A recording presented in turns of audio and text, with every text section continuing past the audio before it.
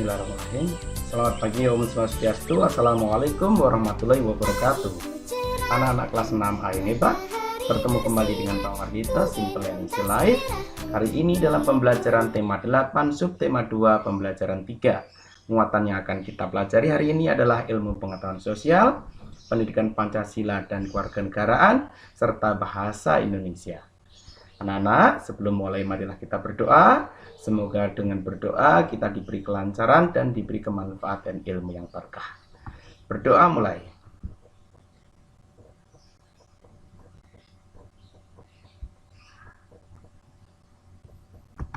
Selesai. Baik anak-anak, untuk tujuan pembelajaran kali ini dalam muatan IPS kita akan mengidentifikasi karakteristik geografis dan kehidupan sosial budaya ekonomi politik wilayah ASEAN. Dalam hal ini kita akan belajar negara Singapura. Kemudian kita akan menganalisis pelaksanaan kewajiban hak dan tanggung jawab sebagai warga negara untuk muatan PKN-nya, serta menggali informasi yang terdapat pada bacaan teks non-fiksi untuk bahasa Indonesia-nya. Baik anak-anak, kita konsentrasi. Mari kita lanjutkan. Kita mulai dari muatan IPS. Kondisi geografis Singapura. Singapura merupakan negara kepulauan yang memiliki penduduk yang padat. Luasnya hampir sama dengan kota Jakarta, yaitu 664 km persegi. Jadi tidak ada 1000 meter persegi, kilometer persegi ya. Keadaan alam negara Singapura pada umumnya relatif datar, akan tetapi di beberapa tempat dijumpai perbukitan. Lanjut.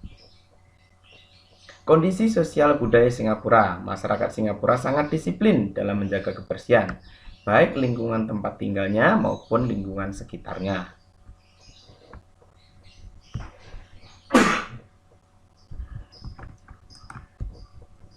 Kondisi geografis sosial budaya Singapura. Analisisnya, sebagai warga yang tinggal di negara yang kecil, rakyat Singapura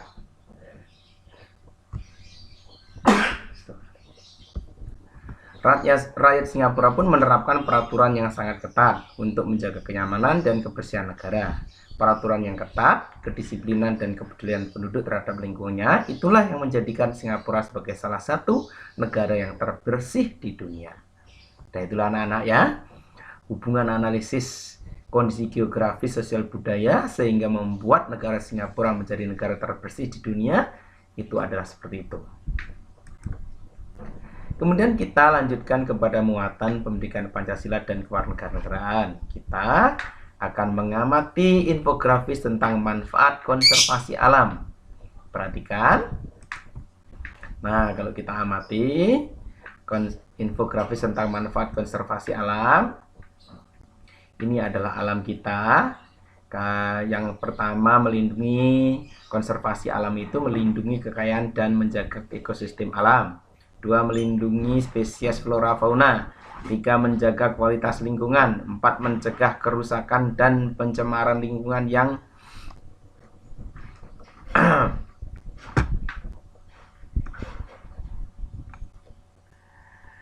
mengakibatkan bencana. Nomor 5. Menghadirkan kehidupan yang lebih baik bagi masa depan.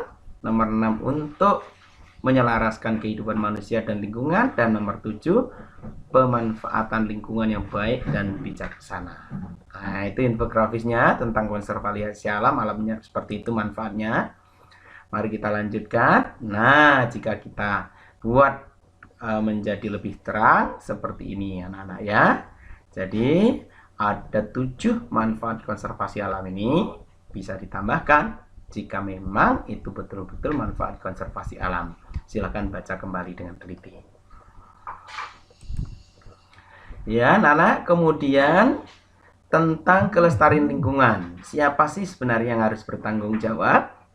Ya, menjaga kelestarian lingkungan hidup merupakan tanggung jawab bersama. Setiap warga negara bertanggung jawab melakukan upaya-upaya untuk melestarikan lingkungan hidupnya. Kemudian tanggung jawab adalah kesadaran manusia akan tingkah laku atau perbuatan yang baik, yang disengaja maupun yang tidak sengaja. Jadi tanggung jawab itu adalah perwujudan dari kewajiban yang baik. Itu ringkasnya seperti itu. Ya. Baik, kemudian tanggung jawab ayah terhadap kelestarian lingkungan apa? Ya, pertama, menjaga matahari yang menjadi matahari yang bersifat tegas dalam membina keluarganya, mentaati aturan yang berlaku. Maksudnya menjadi matahari itu menjadi penerang, ya, setiap kesulitan, ya, dan harus bersifat tegas dalam membina keluarga, mentaati aturan yang berlaku, memberikan nafkah lahir dan batin terhadap keluarganya, melindungi keluarganya dari segala bahaya yang mengancam, menjadi suri tauladan bagi keluarganya.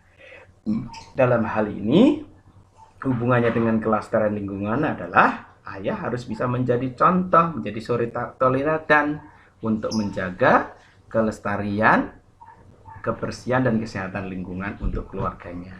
Ya. Kemudian bagaimana dengan ibu? Ibu tanggung jawabnya adalah menjadi bulan yang bersifat menyejukkan dan menenangkan keadaan di dalam rumah. Jadi ibu harus bersifat lemah lembut seperti cahaya bulan, ya. Kemudian 2, mematuhi segala kebijakan dan aturan yang ditetapkan suami selama tidak melanggar ketentuan agama dan masyarakat. 3, mengolah hasil nafkah lahir yang diberi suami untuk keluarganya seperti memasak, mencuci, mensetrika dan sebagainya, menjadi suri teladan bagi anak-anaknya. Nah, hubungannya dengan kelestarian lingkungan, kebersihan dan kesehatan, ibu juga harus menjadi contoh bagi anak-anaknya untuk selalu menjaga kebersihan dan kesehatan serta kelestarian lingkungan. Ya. Kemudian bagaimana tanggung jawab anak? Tanggung jawab anak adalah mentaati segala perintah dan anjuran yang diberikan orang tua, membantu ayah dan ibu sesuai dengan kemampuannya, menjaga kekondusifan di dalam rumah dengan cara senantiasa berusaha menyenangkan hati orang tua, memprioritaskan belajar daripada bermain guna menghormati hasil jerih payah yang dilakukan kedua orang tua.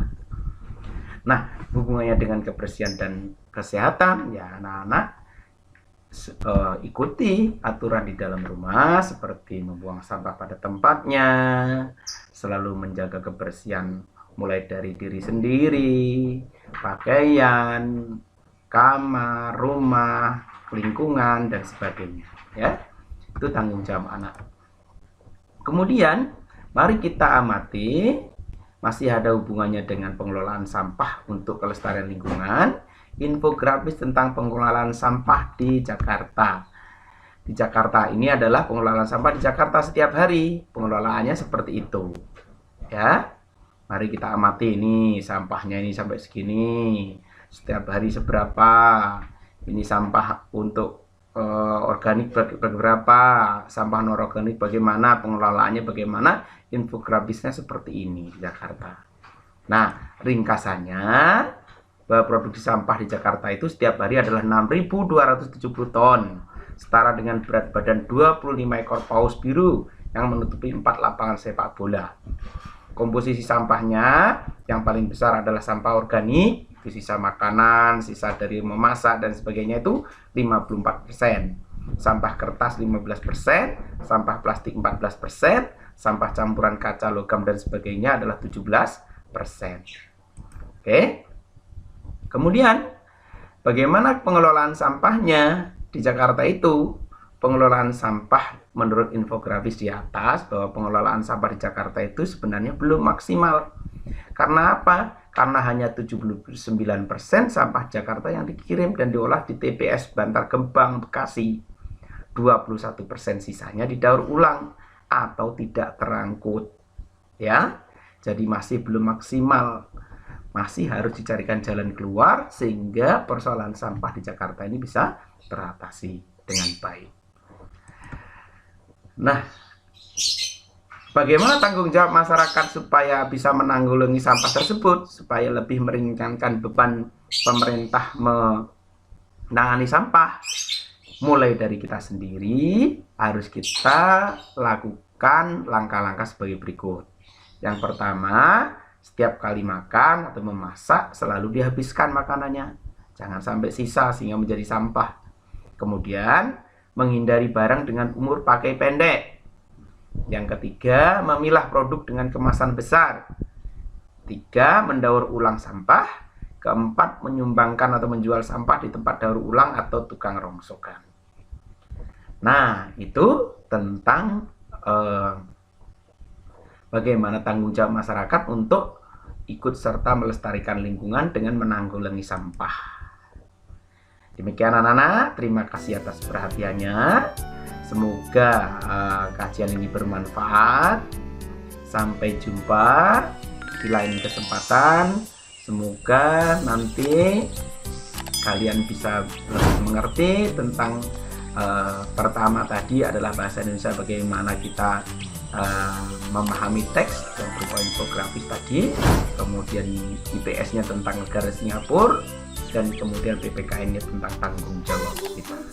Demikian anak-anak, sampai jumpa.